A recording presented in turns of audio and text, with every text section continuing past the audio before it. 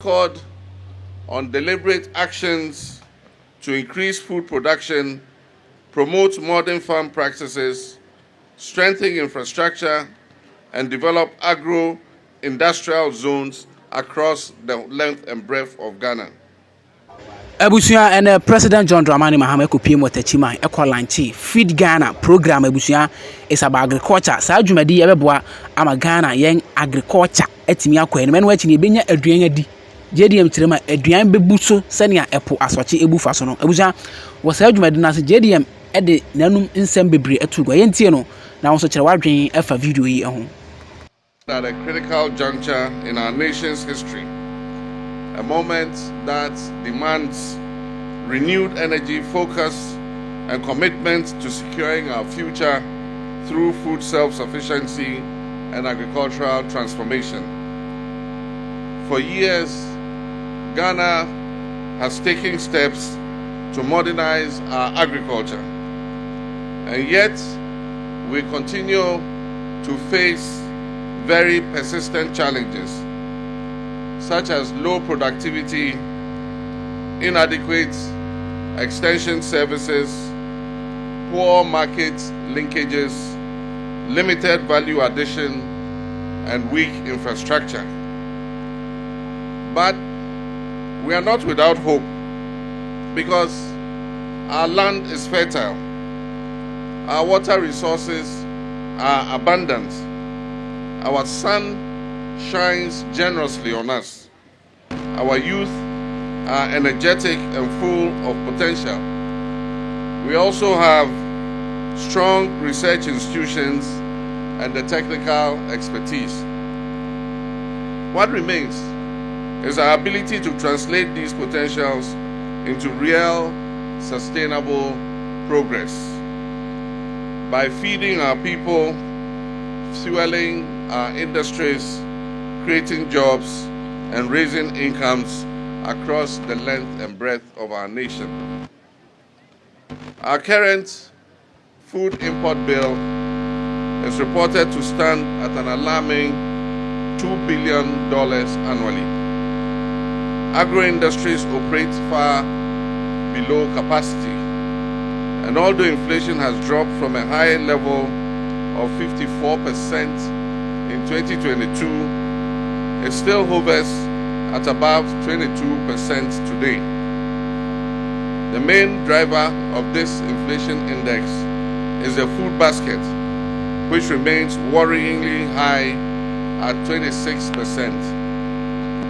Mr. Chairman, the time has come for bold and decisive actions. We must no longer treat agriculture as an afterthought. Agriculture must be placed at the center of our national economic transformation. In this spirit, my government is rolling out the Feed Ghana program under the broader theme of Agriculture for Economic Transformation Agenda, AETA. This is a comprehensive vision to modernize and expand agriculture, to create jobs, reduce food inflation, and strengthen food security. The Feed Ghana program is our flagship initiative. It is a strategic umbrella under which all agricultural projects and interventions will be executed. It is anchored on deliberate actions to increase food production, promote modern farm practices, strengthen infrastructure, and develop agro-industrial zones across the length and breadth of Ghana. Since the onset of the COVID-19 pandemic, the world has shifted. Global protectionism is rising. Tariff wars are being waged among the world powers, and new trade tensions are emerging between nations. These trends demand a fundamental rethink of how we feed ourselves and engage with regional markets like the African Continental Free Trade Area. The Feed Ghana program is therefore timely. It represents a bold commitment to put our resources where our ambitions lie. Under the Feed Ghana program, the priority commodities that will be focused on, that are vital for our food security and import substitution, but also for industrial use and export growth, are the following: grains and legumes, maize, rice, soya bean, and sorghum. Under vegetables, we're concentrating on tomatoes, onions, and chili peppers. Under starchy crops, we're concentrating on cassava, plantain, and yam. Under industrial crops, we're concentrating on cocoa, mango, oil palm, coconut, rubber, cotton, cashew, shea, and coffee, and ginger. Under livestock, we're concentrating on poultry, cattle, sheep, goats, and pigs. The key interventions under the Feed Ghana program are as follows. And the first is the promotion of smart agriculture. We will establish farmer service centers nationwide to provide mechanization services, quality inputs, finance, market access, primary processing, and training for our farmers. In addition, we will create farm banks or land banks in designated irrigable zones to support young agri entrepreneurs and enhance national food production. The second key intervention is the Grains and Legumes Development Project. Under this project, we will scale up the production of maize, rice, soya bean, and sorghum, both for consumption, for agro-processing, and for export. With its high potential as a raw material for the brewing industry, the cultivation of sorghum will also be considered a priority. We know that grains and legumes are also important for the feed industry, which is connected to poultry production and aquaculture production. The third component is the Vegetable Development Project, popularly referred to as Yeridua. To reduce imports from neighboring countries, we'll invest in controlled environmental farming, including the use of greenhouse technologies and urban and peri-urban agriculture. We'll promote schools to grow their own vegetables. We will do backyard gardening. Everybody will be encouraged to get some land near your house or behind your house and have a garden where you grow tomatoes, garden eggs, okra, onions, and pepper.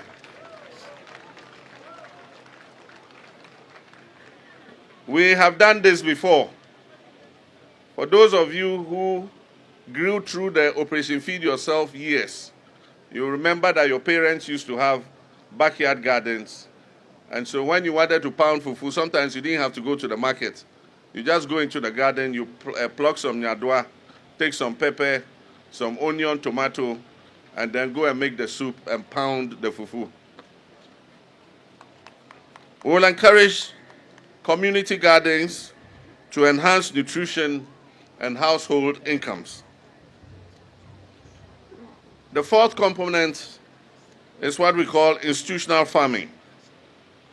We're going to encourage not only households and communities to grow vegetables like tomatoes, pepper, garden eggs, and thereby reducing household food costs and increasing self-reliance, but we're also going to encourage institutions such as senior high schools with available lands to be supported to venture into crop production and livestock farming.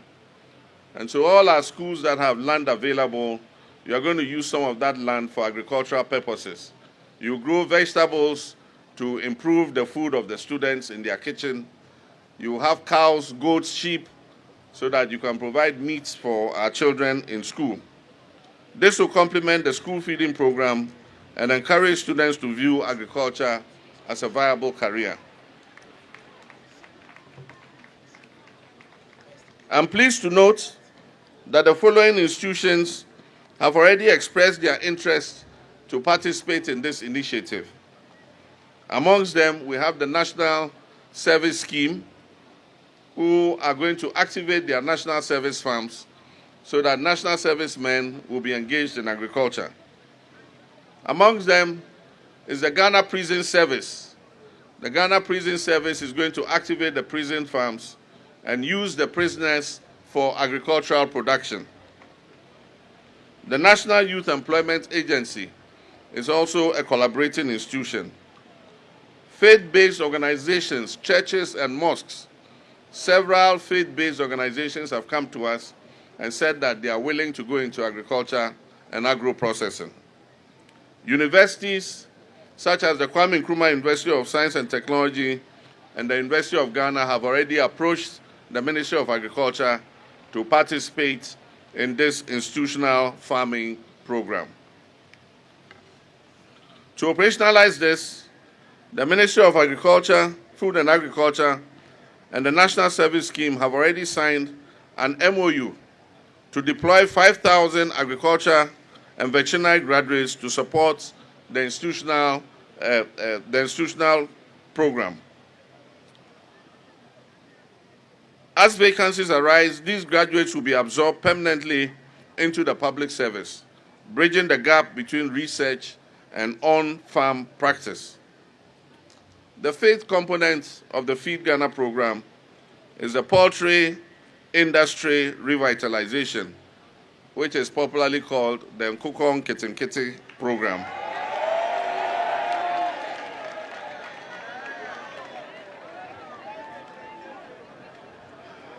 And I know that the Poultry Farmers Association are very strongly represented here. I've seen my friend Boris B. and his members clapping when I said Nkukong Kitinkiti.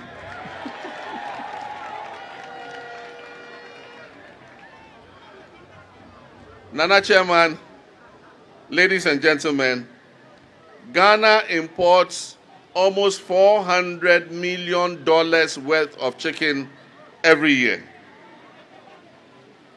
This we all must be ashamed of. Our poultry farm to table project, popularly referred to as the Nkukong Kitinkiti program,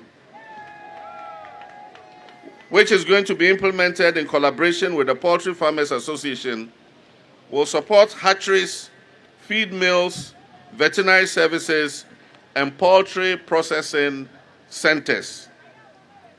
This year, we're going to register 50 anchor farmers who will be supported to produce 4 million birds, which will be equivalent to 10,000 metric tons of chicken. Additionally, a supplementary program would involve the registration of 55,000 households across this country. And each of these 55,000 households are going to produce 500 birds every year. We believe that this will rear over 1 million birds and thereby improve the incomes of women and their nutrition of their children. Ladies and gentlemen, the sixth component is the livestock development component. Under this component, we'll promote the rearing of cattle, pigs, small ruminants like goats and sheep, and improve access to high-quality breeds, veterinary services, and targeted incentives for livestock farmers. The seventh component is the tree development component and the feed industry program. The Tree Development Authority will scale up the development of 6 strategic crops, namely oil palm, cashew, mango, coconut, shea, and rubber. We'll focus particularly on oil palm, Ghana currently produces 300,000 metric tons of oil palm against a demand of 450,000 metric tons. This leaves a deficit of 150,000 metric tons. With the global palm oil market projected to hit $65 billion by 2027, Ghana must position itself to meet domestic and export demand.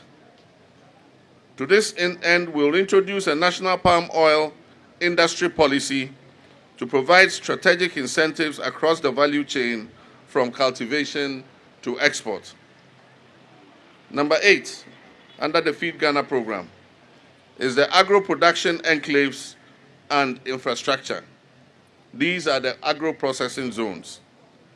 We'll develop agro-processing zones with irrigation, roads, power, and warehousing to attract private investments to boost production and processing of our agricultural produce. Number 9 is innovative agricultural financing. Access to financing remains a significant barrier. To address this, the Exim Bank will be repositioned to offer concessional loans to agricultural enterprises, especially those involved in the export and value addition process. We will also work to de-risk lending and expand agricultural insurance coverage to encourage lending to the agricultural sector. Research, inclusion, and implementation. All interventions will be grounded in research, tailored to our climate realities, and inclusive of youth and women participation. We'll ensure strong linkages between smallholder farmers and anchor farmers, facilitating a win-win relationship for input access, technical support, and guaranteed markets. We'll also build on existing initiatives, such as the tree crop diversification program, and create an enabling environment for private investment while ensuring fair returns for our producers. Nana Chairman Nananom, in conclusion, the Feed Ghana program is not just a policy, it is a call to action. The task ahead is monumental, but it is achievable. With unity of purpose and shared commitment, we can transform agriculture into an engine of national growth and shared prosperity. Let all farmers, agribusiness people, financial institutions, development partners, and citizens put their shoulders to the wheel so that we can make this vision a reality. On this note, I have the singular honor to declare the Feed Ghana program officially launched.